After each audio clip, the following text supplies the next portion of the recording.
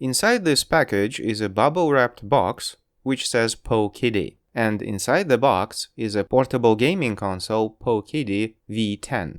I got it online from a store called GoGameGeek. So if you are in the market for a portable retro gaming console, go check out GoGameGeek since they sell a huge variety of portable gaming consoles, including this one. Powkiddy is one of the handful of Chinese-based companies that make those retro gaming consoles and compete for the price point. Another example of such company is Unbernic, and I already reviewed an Unbernic console, which I also got from GoGameGeek in a previous video. From technical standpoint, most of those consoles are identical, since they use identical hardware. The differences are the build quality and the materials used, and overall design.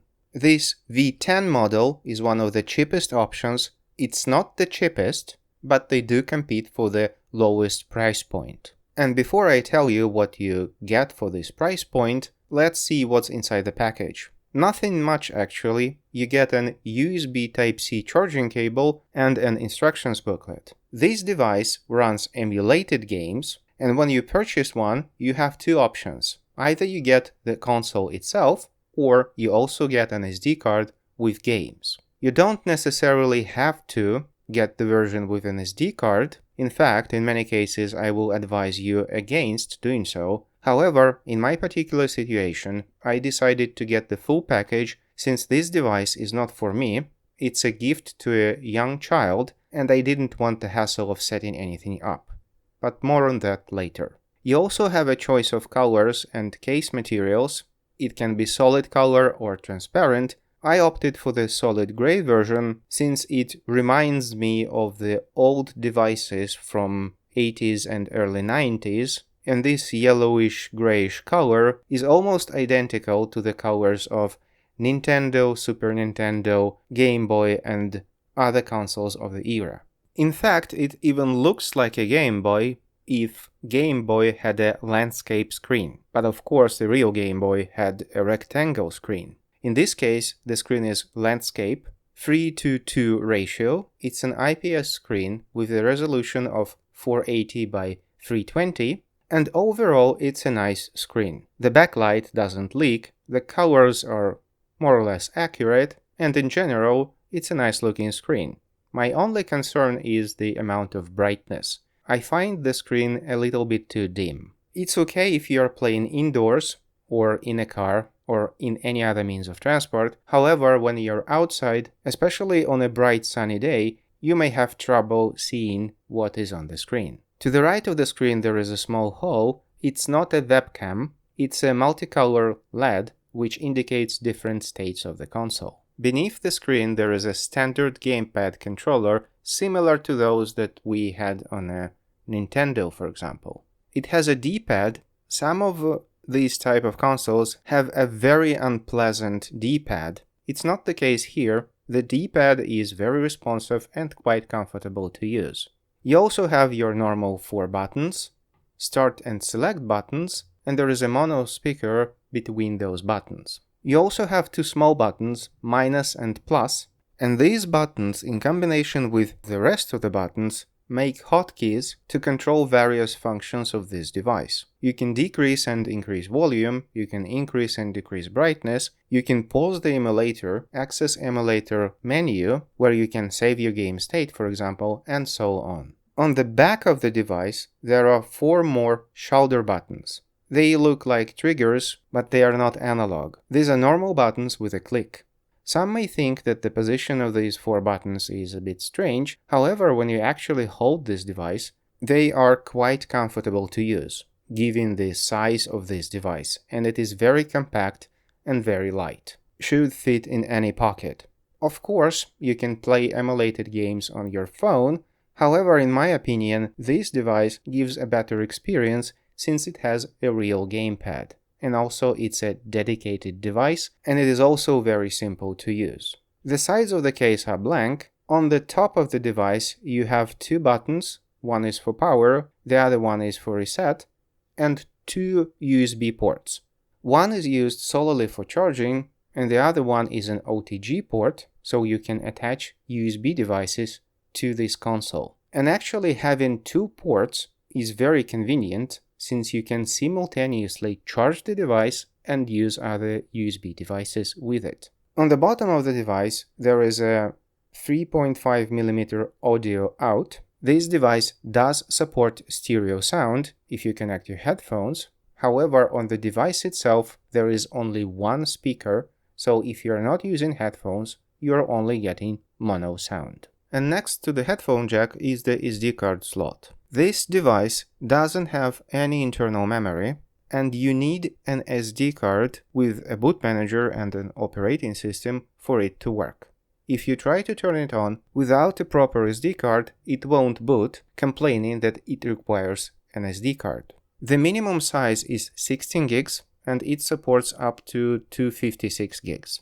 If you decide to buy this device together with the SD card from the website, you have an option of 64 and 128 gigs. I got the 128 gigs version, and even though the card doesn't have any logos, it's made in Taiwan, and it looks like a Kyocera product, and Kyocera is a decent flash memory manufacturer. The card is partitioned into 3 partitions. One of them is boot manager, the other one is the operating system, and the last partition contains the ROMs with the games, most of which are in zip archives to save storage. You don't have to buy the card. If you have a 64 or 128 SD card lying around, you can use that, or you can just go and buy an SD card. You also don't have to partition it yourself, since you can download the image of this card from torrents, copy that image on the SD card, and you are ready to go. You have to understand that the game ROMs that are on this SD card is piracy. If you live in a country which enforces anti-piracy laws, for example in Germany, it may be a better idea to just purchase the card with the console without taking risk of downloading a torrent with all the negative consequences to you. This is one reason why you may want to get the card. The other reason is convenience. Since when you buy this v10 device together with an SD card, the only thing you need to get it going is to pop in the SD card, press the power button, wait until it boots, and the device is ready to play in less than 1 minute. But again, it's not necessary to buy the device together with an SD card since you can create it yourself. However, if you want a no-brainer experience, you should buy the Device Plus SD card bundle. Anyway, the device itself is based around Rockchip 3326 chipset, coupled with 1 GB of RAM. It is the same chipset and the same amount of RAM you will find in most of these devices, even from different brands, and that means those consoles will have about the same performance in similar games.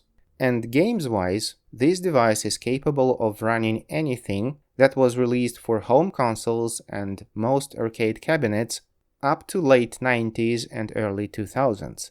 That means it can play up to PlayStation 1 and PlayStation Portable games. The only downside is the lack of analog sticks, since somewhere in the middle of PlayStation 1 lifecycle, a gamepad with sticks was released by Sony, and PlayStation Portable had a stick right from the launch. So the lack of analog sticks may complicate things a little bit. The emulation software used is ArcOS. However, you are not limited to this particular software, since this Rockchip 3326 is a very popular chip for applications like running retro games emulators. Different options of Linux-based systems exist, and you can try them out on your own. However, the packaged one, the ArcOS, runs perfectly fine, and I don't think you will actually need distro hopping on this particular device. Since this is a portable, pocket-sized device, it runs off a battery, which is a rechargeable lithium battery in this case, and the capacity is 3000 mAh. And on a single charge, you should be able to enjoy up to 8 hours of gameplay.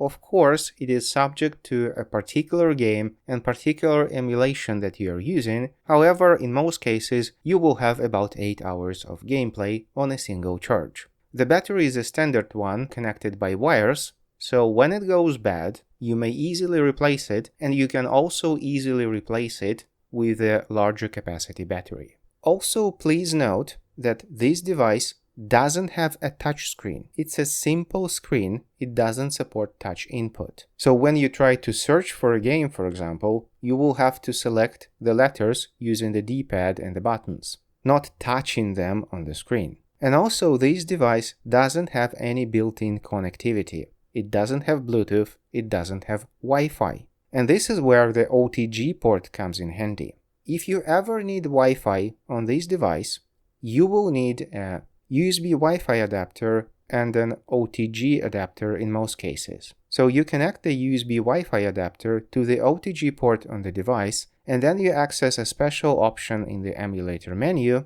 to set up your Wi-Fi. But I don't think this is really necessary. I also tried connecting other devices to the OTG port. You can use USB thumb drives, no problem, but I was interested if you can connect, for example, a USB gamepad to this port.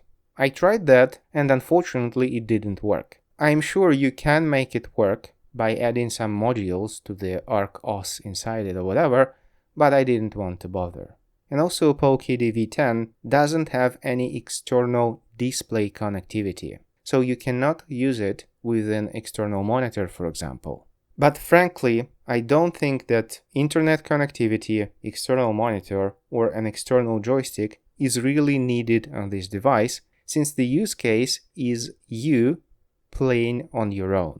So those options would be nice to have, but not really necessary, especially at this price point. All in all, I really like this device. It is very easy to set up, literally no-brainer. You pop in the SD card, press the power button, and you're ready to go. It also runs the emulated games quite smoothly. You can expect 60 FPS in most of the games. The build quality is okay. The screen is okay, even though I would like to have more brightness. The controls are okay, especially the D-pad. The D-pad is very nice to use. And all in all, it's an enjoyable device for those who want to play retro games, to maybe remember their childhood, or to showcase the games from your childhood to the younger generation. That's why I have bought this, because I'm going to give it as a gift to a young schoolboy who has just started playing video games. If you are interested in purchasing this particular device, or maybe some other portable gaming console, GoGameGeek sells a large variety of those, so go check them out by clicking the link in the description below. I'm the god of YouTube! Like, subscribe, jingle bells.